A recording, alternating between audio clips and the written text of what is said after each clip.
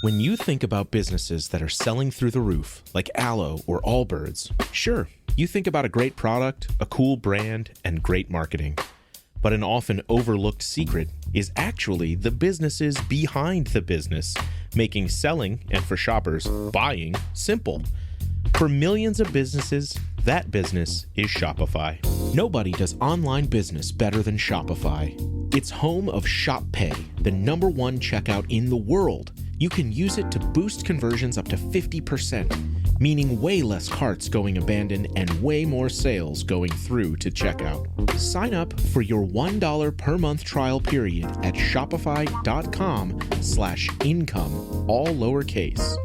Go to shopify.com/income to upgrade your selling today. That's shopify.com/income. This podcast is brought to you by Carvana. Buying a car shouldn't eat up your week. That's why Carvana made it convenient. Car buying that fits around your life, not the other way around. You can get pre-qualified for an auto loan in just a couple of minutes and browse thousands of quality car options, all within your terms, all online, all on your schedule. Turn car buying into a few clicks and not a full week's endeavor. Finance and buy your car at your convenience on Carvana. Financing subject to credit approval. Additional terms and conditions may apply. At Chipotle, we also have a playlist. Guacamole as it's being hand mashed. The sizzle of adobo chicken on the grill. The chopping of onions and cilantro. We call our playlist Real. Order now. Chipotle. For real. The thing that worries me is, for many years, working in the Middle East, that a country like Libya could start to look more like the United States. And unfortunately now, I think it's the United States that is starting to look like Libya. I'm Jason Pack, and this is Disorder. Today, we're going to tackle the question of, can the UN or the international community, if there is such a thing, actually accomplish anything anymore? Do they exist in our mad world? What even is the international community? Can it help foster peace in the world's trouble spots? Can it coordinate joint responses to the most pressing challenges? Can it force or cajole actors to make compromises or even to honor their promises? To answer this $64,000 question, which is at the root of our enduring disorder, as well as to provide a little bit of a sideways glimpse into the current state of affairs in Libya, we are joined by our returning champion, Stephanie Williams. She appeared with us back in episode 4 on the struggle for global leadership. That was a great appearance, and we're going to put a link to that in the show notes. Diplomacy may be a lost art, but Stephanie Williams harkens back to that bygone era of the scholar diplomat mastering the unfathomable complexity of a place like Libya, distilling its core dynamics, and then bottling those experiences as a UN and US diplomat into flowing prose in her recent book, Libya Since Qaddafi, Chaos and the Search for Peace. I think that you mega orderers will really enjoy this, and we are presenting this episode in collaboration with the New Books Network. So without further ado, welcome back to Disorder, Stephanie. Thanks so much, Jason. It's really wonderful to be back on the Disorder, and I appreciate your very kind words about me and the book. Why don't we jump in and talk about state building? We are frequently told that state building didn't work in Iraq, but that maybe if there had been not a unilateral invasion, but some kind of multinational, multilateral affair, maybe it would have worked. So what is the role of quote-unquote multilateral international community or UN-led state building in Libya? What does it tell us? How can we contrast between these examples?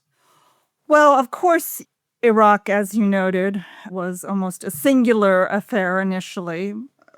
U.S. and then, of course, the U.K. joined, but it was really an American enterprise with an American czar. In Libya, by contrast, the Libyans assumed ownership with a UN mission who was, in the absence of any other international body or a single country or a group of countries stepping forward following the revolution, was there to accompany the new Libyans, the Libyans who inherited Libya after Gaddafi's downfall, to take them towards elections and to help them build new institutions after 42 years of dictatorship. That was a formula that worked for about a year or so before Libya began to fragment. So that fragmentation was a slow-moving train wreck. You and I not only saw it coming, but we participated in trying to push the train back onto the tracks. Why is it that with so many experts and diplomats and scholars seeing what was going wrong, and the international community having all these monies and oil experts and counterterror people, why were we not able to get the train back on the tracks? I think it's a combination of a couple of things. One is, let's be clear, the Libyans do have agency and should assume some responsibility for what happened in their country.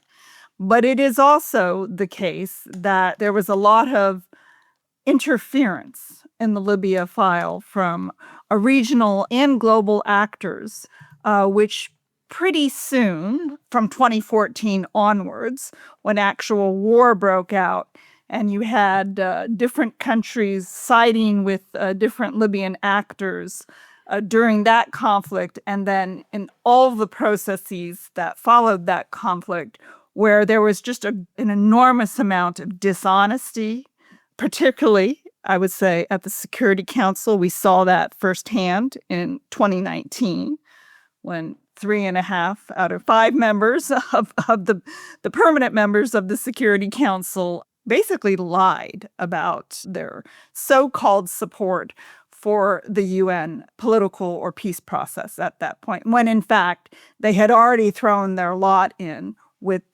an armed actor who was bent on executing a violent coup d'etat.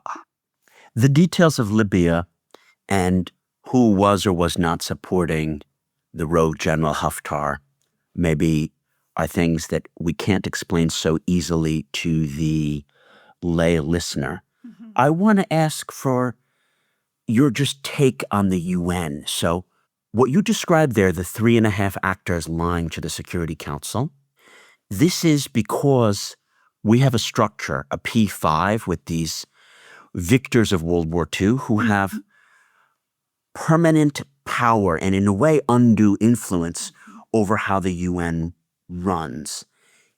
Given that it's nearly impossible to reform the UN, how do you see the role of Russia in limiting what the UN can accomplish, can't accomplish, appointing a new special envoy? How do the Russians play their game in the UN?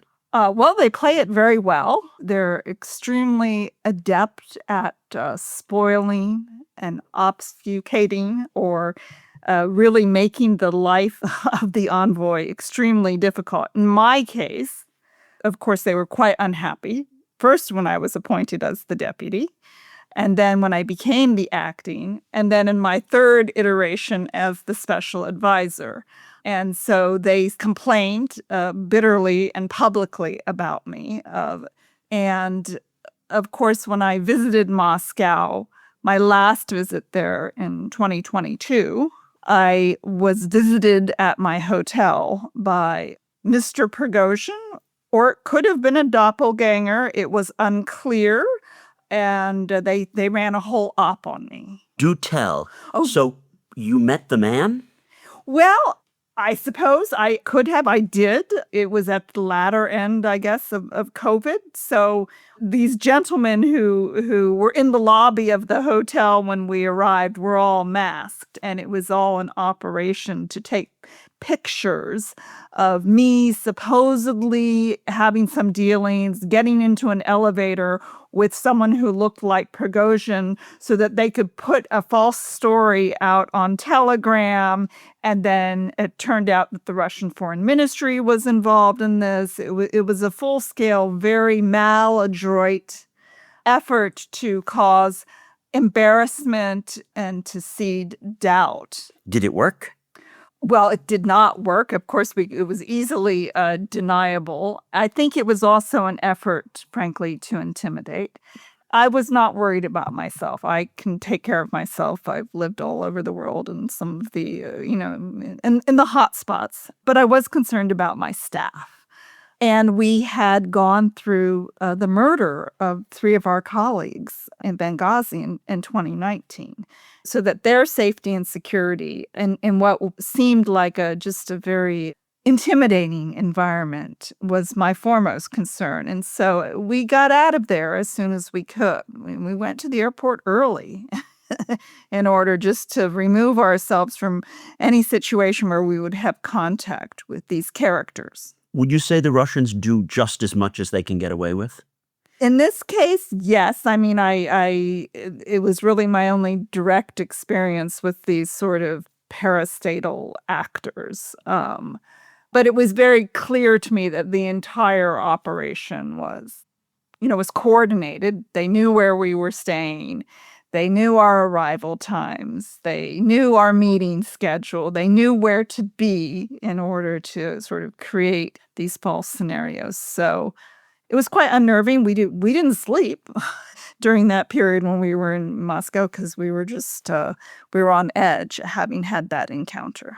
Yeah, on edge is an understatement. So zooming back out to the role of Russia in the UN. So let's say we want to have some kind of Arctic treaty and we need the Russians, or we need to do something on gas flaring because Russia, they do a lot of gas flaring and it hurts the environment.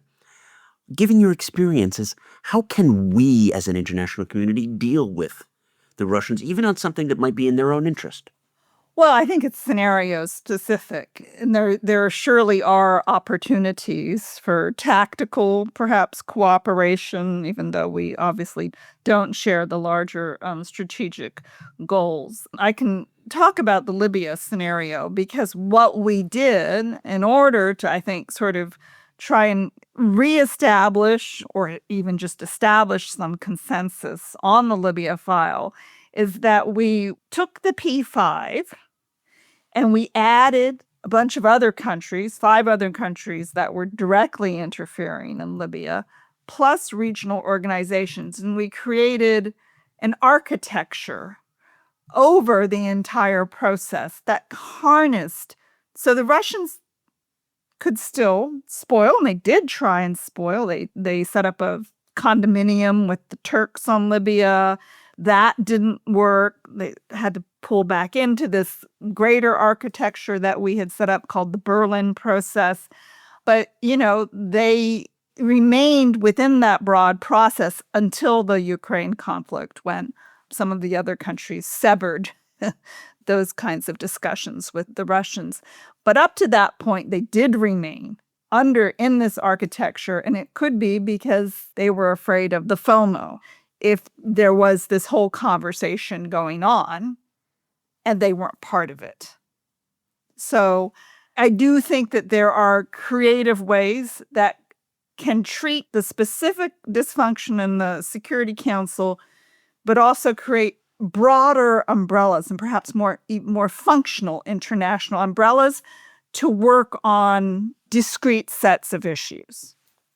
Could you maybe bring in a concrete example of some lessons you learned in Libya about how the UN works, what the international community can still do, what can it succeed in, as opposed to all the litany of examples of things where we know where it fails? So I think in a context like Libya, and certainly every conflict has its own set of peculiarities and its history. But in Libya, the UN really had a very kind of special status, given that it was considered to be the most impartial actor in the mediation arena, and a role that no other international actor could fill. You couldn't bring in the African Union because of Qaddafi's relationship with the African Union. You couldn't bring in the League of Arab States because of the interference directly in the Libyan file of so many key Arab actors. You couldn't bring in the European Union because of the history of colonialism and then the way that Libya is really viewed in Europe only through the lens of migration, for instance. And so that the UN fit that role also because of Libya's history and the fact that the country was founded through one of the first UN processes. You could say, in fact, that Libya is the only country, or certainly the first country, to have been created by the UN. To be created by the UN. So that gave us kind of primacy of place. Now, on the negative side of the ledger, and I fear as we're looking now at the world since the return of Mr. Trump to the White House, that the UN mission in Libya and UN missions, whether they're political missions or peacekeeping missions, are going to be extremely hampered by a lack of resources. And resourcing has always been an issue in particularly, I would say, political missions, ensuring that you have the right team with the right skills and that you're getting the proper funding in order to tackle the broad set of issues that you have in a place like Libya, and particularly because it is a conflict whose roots are over access to power and resources. And, the economic drivers of the conflict need to be tackled along with all the other factors. I want to point out how important this is. Many people may think, wait, the UN is this huge bureaucracy, it's so powerful. How could it be that the people who are making the decisions have a team of 2 or 3 people and they can't, for example, pay for the most top-notch commercial intelligence products? But that's the way that it is. There's only so and so many thousands in the budget for these subscriptions, and they can only take these flights. And the implication, of course, is that when Russia or the US wants to deny funding to that part of the UN that makes certain decisions, then those people don't have the resources that even a minor government like Spain might have on that issue, let alone someone like Italy who's really focused on it. Right. The Italian ambassador is going to have infinitely more intelligence resources than the head of the UN mission. And you know this and I know this, but people who are not in the thick of doing international diplomacy might not grasp, wait a second, but aren't you supposed to be more powerful than the Italian ambassador to Libya? And then the answer is, but you just don't have those resources. You don't have those resources. And of course, now we're also hampered by the fact that USAID has been dismantled. We're hampered by the fact that the UN humanitarian agencies are not being funded at the levels that they were prior to Mr. Trump's return. And then you overlay that with, yes, you have an Italian ambassador who's nicely resourced, but you also, in many of these cases, in their dealings with the Libyans, it's through what I call the Mukhabarat channel. Yep. So not only is it well-resourced, it's completely non-transparent.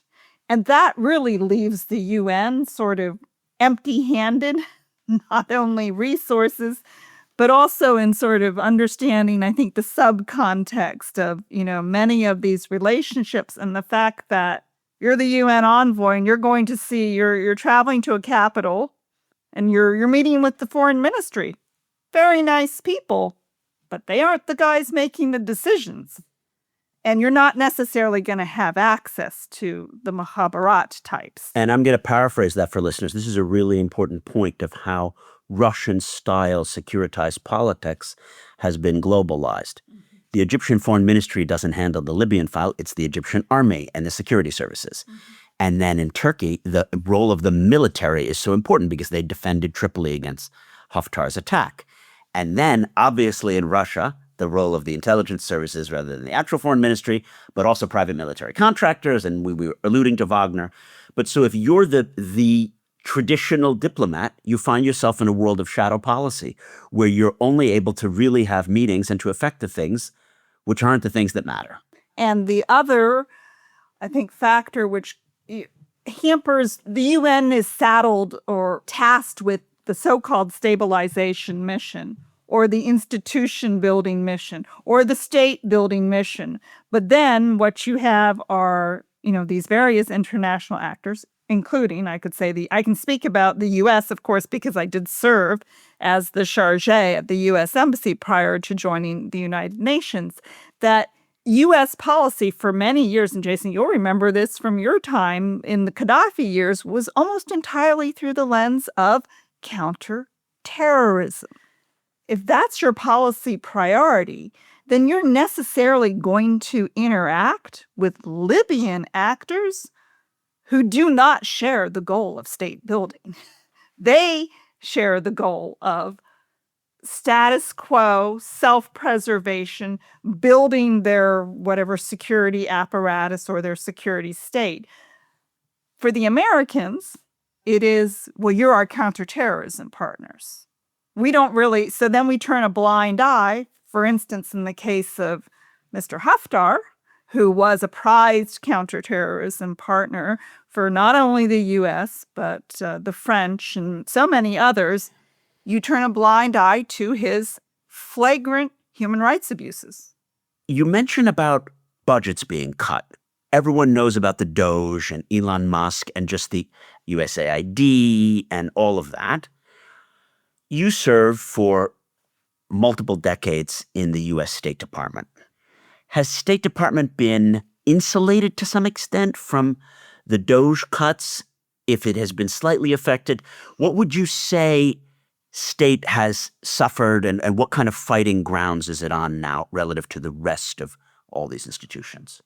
Well, yeah, I mean, in comparison to USAID is gone, right? It's 15 people are now incorporated into the State Department, what was, a preeminent assistance agency for the U.S. government. I think that the knock-on effects of that we will be feeling for years, if not decades, and it will be very hard to put that back together. Now, in the State Department, things like DRL, we don't do human rights anymore in the U.S. government. We don't apparently do anti-corruption anymore. And so it's this slow bleed. So there is an allergy to expertise, quite clearly. I want to put in another plug for your book with Hurst, Libya Since Qaddafi, because it draws on your unique vantage points at the UN, at the State Department.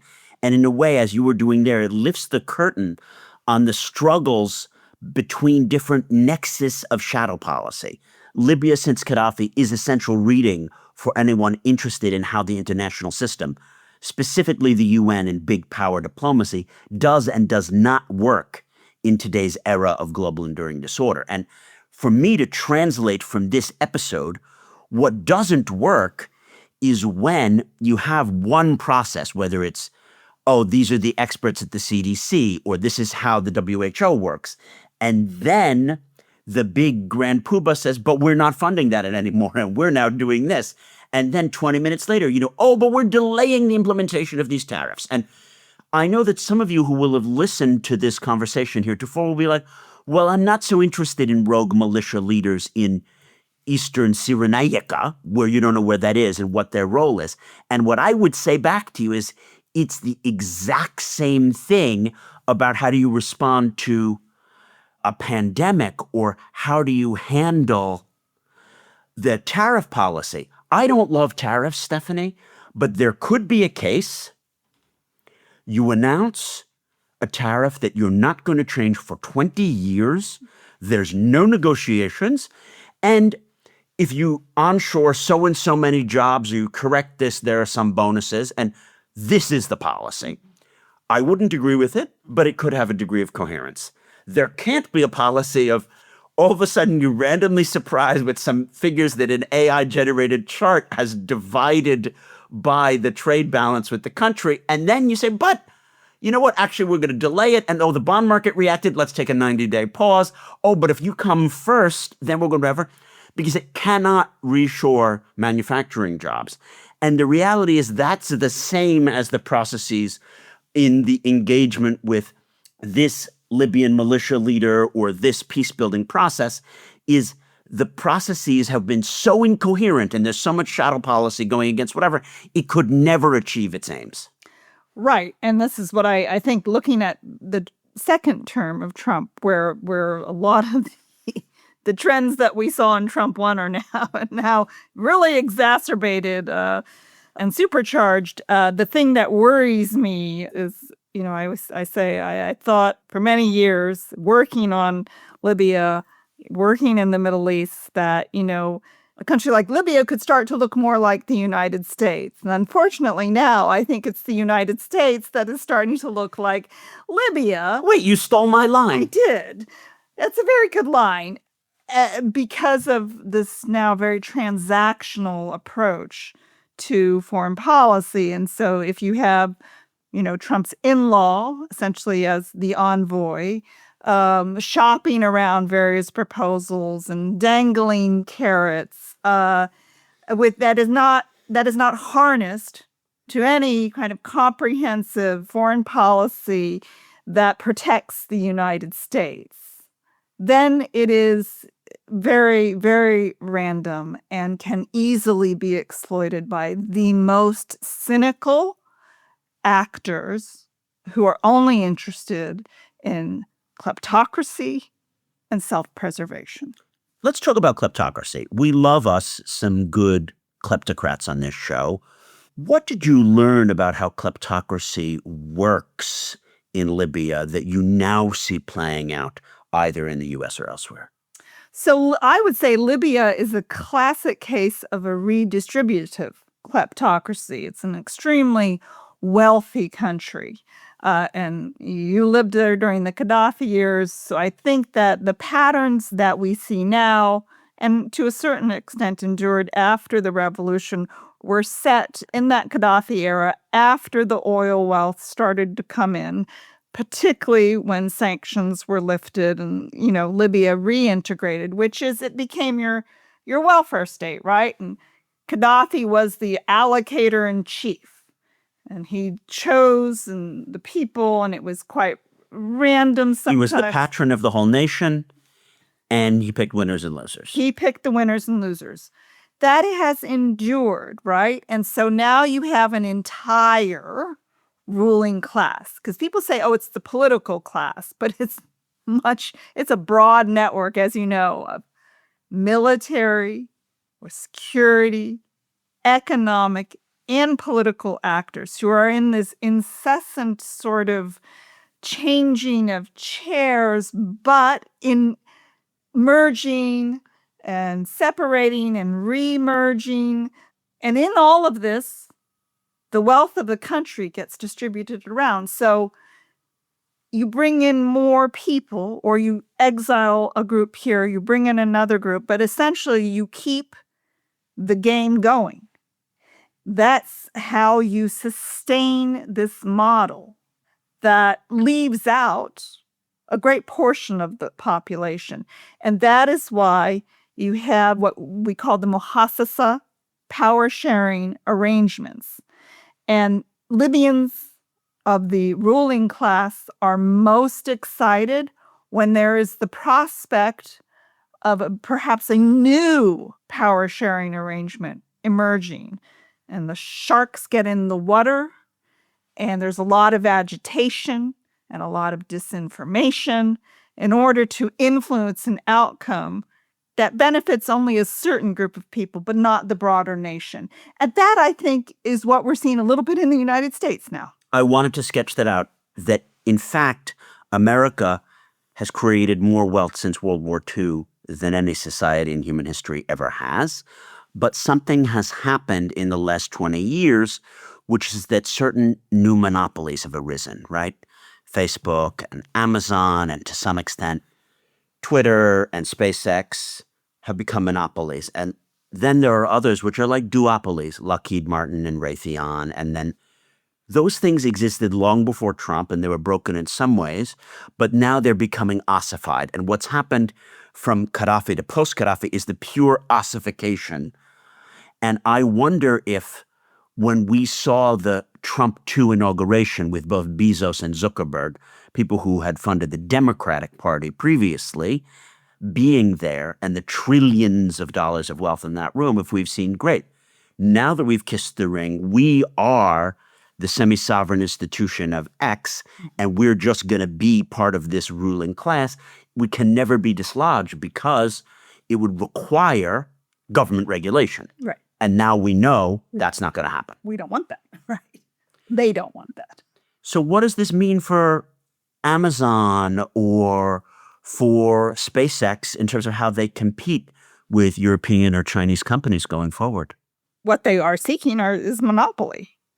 You saw that most recently now with Musk insisting on his artificial intelligence company competing alongside OpenAI for whatever the contract they were securing in Abu Dhabi. It is this oligarchs or broligarchs trying to leverage their influence, in this case with Musk with Trump, for his profits, to boost his own business, and that's a corrupt bargain. Of course, because it's not an open competition. There is no actual market. In other words, you don't get the gig to be the Emiratis AI funder because your AI is better. You get it because the president takes you on a trip and he shakes some hands. Yeah. And I think that's a very good lesson as well. And this leads to my question about kleptocracy. Where does the money come from and where is it being hidden? So I write in my book, Libya and the Global Enduring Disorder, that the Libyans invented the Miss Manners Guide of excruciatingly correct kleptocracy. And you saw the inside of that better than I did. How is it that the Libyans are so good at evading sanctions, and there are so many shell companies, and this is in Panama, and the fees that are paid to this Dutch consultancy for the legal fees, actually whatever. How did they get so good at it, and what does it show us about international law? Well, I'm not sure that the Libyans are so good at it. I think that, many of the Western countries are just bad about putting these guys under sanctions themselves, using Magnitsky, clamping down on their plunder, making examples of them. I'm not sanguine that any of that's going to happen in the Trump administration. I think we maybe had a shot during Biden, but, that... Why was more not done, Stephanie? I think it was very interesting to look back at the Biden administration. We knew who is benefiting both in terms of Russian and Ukrainian oligarchs, but we also know in Libya who the baddies are and where the money is. Mm-hmm. Almost no one got sanctioned who was meaningful. And if they get sanctioned, it was of people who they don't have money abroad or they don't leave the country. Why? Well, I can give you a very concrete example of, in some ways, it was an understandable decision, but yet so regrettable because it encouraged the bad behavior of some really horrible actors in Libya. And that was in the summer of 2022. Now, this is after the Russian invasion of Ukraine when, oil supplies were in jeopardy. Europe was looking to switch suppliers, where there was a corrupt deal that was made between Mr. Haftar's family and the Dbeiba family on the chairmanship, the head of the National Oil Corporation. Now, of course, in the UN, we were completely shut out of this whole negotiation. But what really stunned me was that it had the blessing of the Biden administration. And I only learned to get Sanallah out, yeah. Whereas they had backed this very important head of the National Oil Corporation, Mustafa Sanallah, through the entire period that I worked on these issues in D.C. and London. And he was someone who, although corruption happened at that time, was not himself personally corrupt. And I was kind of surprised that we would allow it to happen. And why did we allow it to happen? Because we wanted Libyan oil online. So it was because of these larger, again, yes. Is it counterterrorism? Is it oil? Is it counter-migration? To get the European polities to not flip out about high oil prices at the start of the Ukraine war. Exactly. So even, 1.3 million barrels a day from Libya was considered to be, that was going to alleviate what you've just described. Yeah. But it also had and I think the net effect of degrading the independence of the National Oil Corporation by harnessing it to these two actors on either side of the country. We've seen a carve-out. A carve-out and further destabilizing the whole oil sector in Libya. So a short-term or medium-term policy goal, but really missing what is this overall project, which is you need to hang on to people like Sanola, who was a very independent and fearless actor when it came to preserving the sovereignty and autonomy of his institution and putting in then someone who was basically beholden to Mr. Haftar. After the break, Stephanie and I return with more Libya.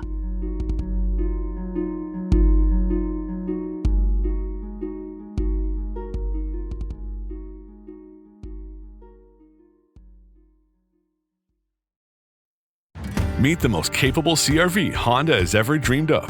The all-new CR-V Trail Sport Hybrid. With all-terrain tires and available enhanced traction control, it's built for wherever the day takes you. Heated front seats and a heated steering wheel? Ideal for winter drives and crisp early starts. And with generous cargo space, it's ready for big gear and even bigger getaways. The CR-V Trail Sport Hybrid. Learn more at honda.com/CRV. This episode is brought to you by Dogfish Head Craft Brewery. The Grateful Dead and Dogfish Head have gotten the band back together with the release of Grateful Dead Juicy Pale Ale, a light-bodied pale ale brewed with sustainable Kernza grains, granola, and heaps of good karma for a refreshing brew that's music to your taste buds. Available nationwide. Visit dogfish.com to find Grateful Dead Juicy Pale Ale in your neck of the woods. Dogfish Head Craft Brewery is located in Milton, Delaware. Please drink responsibly. At Strayer University, we help students like you go from, is it possible? To anything is possible by offering access to up to 10 no-cost gen ed courses, so you can reach your goals affordably and fast.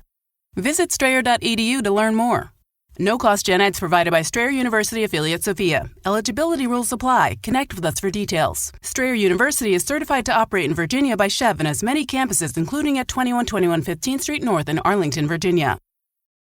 The picture that we've painted, Stephanie, is obviously not a rosy one. And it's one where the U.S. is sometimes outfoxed by its adversaries. Why is it that Western countries are not more on the front foot, denying Russian or Turkish or Emirati or Qatari objectives, and then using some subterfuge to get them to accept the outcome that we want? So I think fundamentally, Libya is not a priority for major capitals. It's not been a priority in Washington for a number of years, going back to the Obama administration. The apogee of that was in April of 2019, where we saw, because the UAE and Egypt were backing Haftar, that therefore the United States completely abandoned what had been its long-term policy objective in Libya at the drop of a hat and sided with Mr. Haftar. Yes, that didn't last because Trump is so easily distracted. And he didn't care about Libya either. So there's that.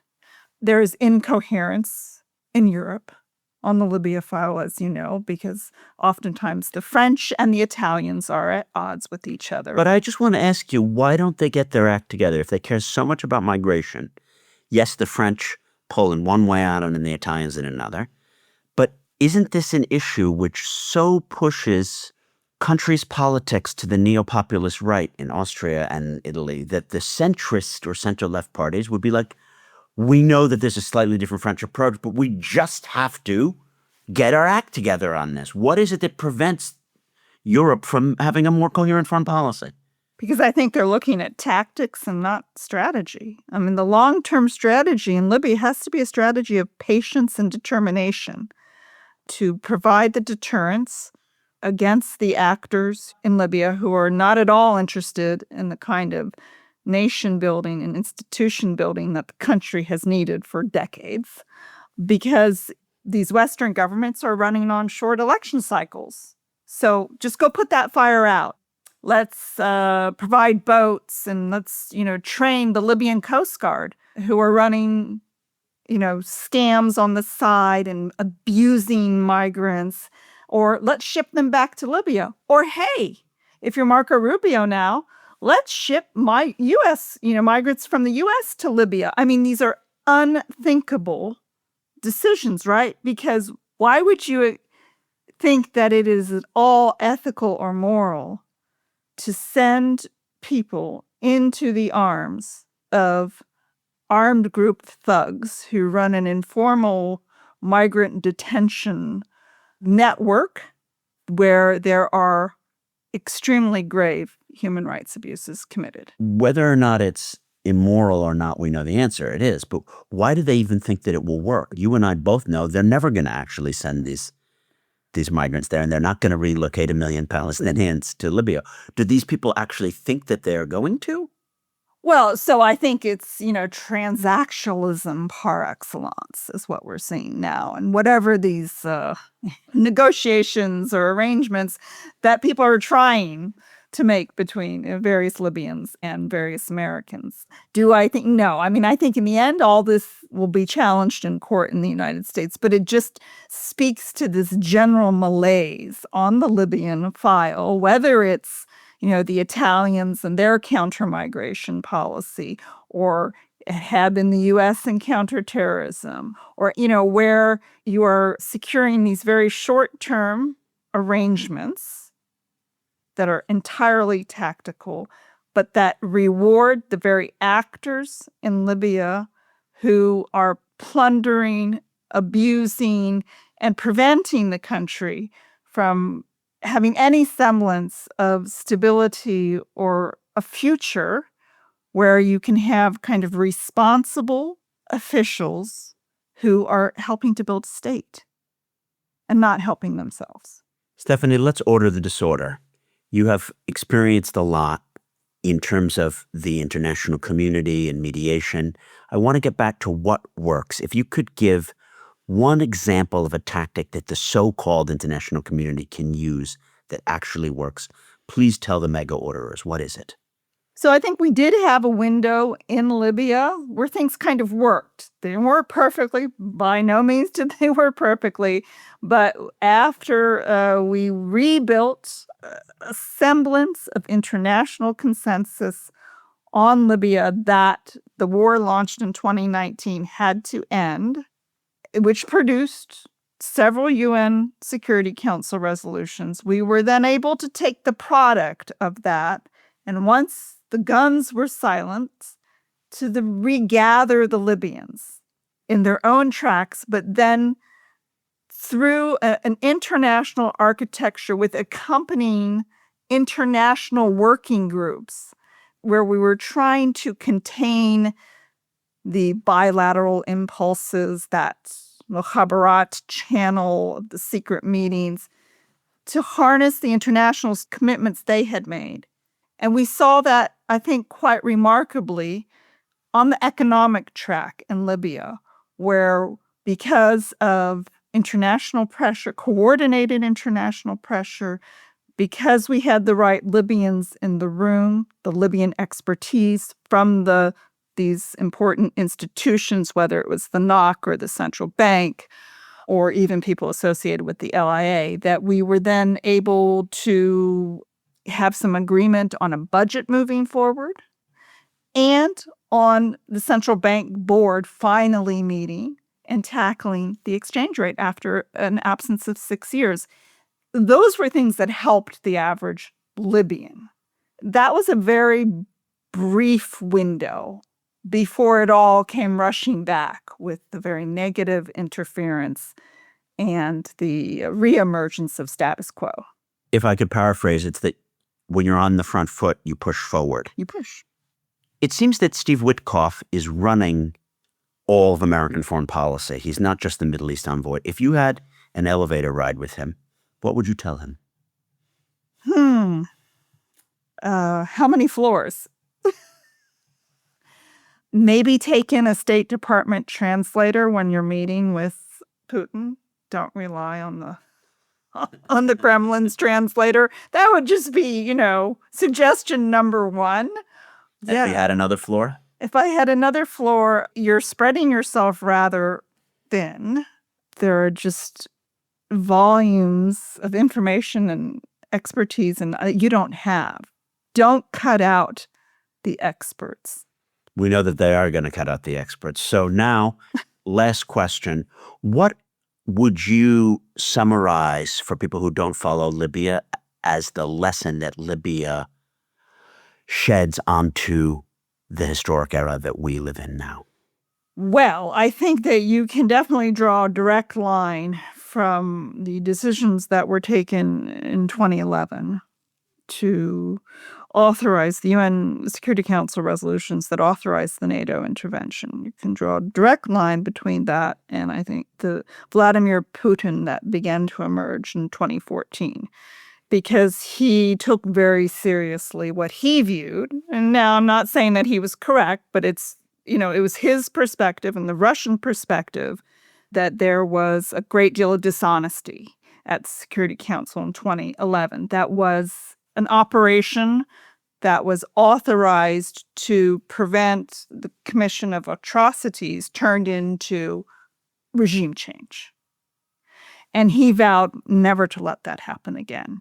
It's why he intervened in Syria. And a lot of what we have seen since 2014 with the Russian forces that went into Syria, and I was in Jordan at the time, so I saw that firsthand, with Ukraine, and then his return to the Libya file. This is all the great disorder that you so eloquently outline in this podcast. But one decision, which at the time I think a lot of the people who made that and backed that resolution really thought that they were doing the right thing after Rwanda, after the Balkans and those atrocities, that this was the right thing to do. But the second and third order effects, we are still living today. And with hindsight, and particularly, I would say, because I also served in Iraq, after the example of Iraq regime change, it seems to me that we didn't learn a whole lot. Yes, the era of enduring disorder is an era of unintended consequences. And it's an era where people haven't thought of those ancillary effects, and they need to. Well, thank you for sharing with us some of that perspective, Stephanie. I hope that the book, Libya Since Qaddafi, Chaos and the Search for Peace, does really, really well, and that we'll be talking to you again soon. Thank you so much.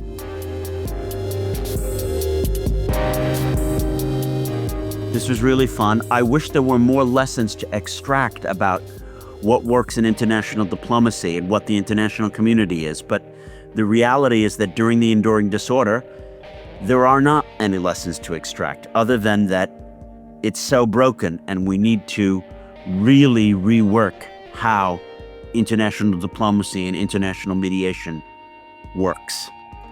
As always, our producer has been the one, the only, the George McDonough. We would like you, the listener, to rate and review wherever you get this podcast. We would like you to check out our Substack, which is in the show notes.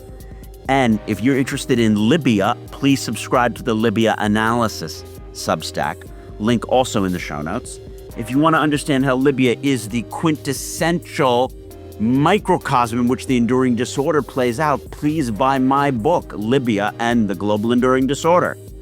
That is a wrap. That's enough product tie-ins. See you next week.